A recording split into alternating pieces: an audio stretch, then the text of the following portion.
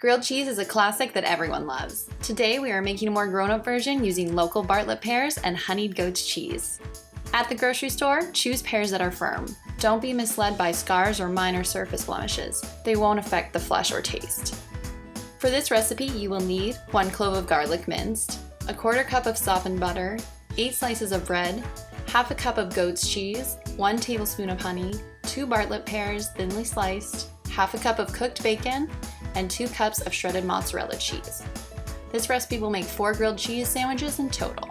This is a great recipe that uses many items you may already have in your pantry. If you are missing a couple of ingredients, try switching them out for something you do have at home. Are you missing goat's cheese? Try with feta cheese instead. Feel free to use whatever bread you have on hand.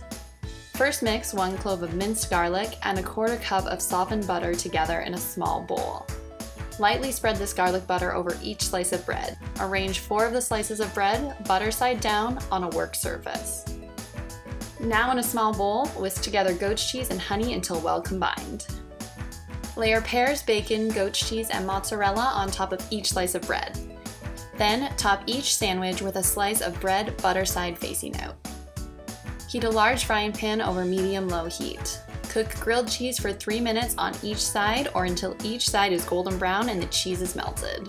Serve cut in 2 and enjoy right away. Make sure to visit OntarioTenderfruit.ca for more delicious recipes.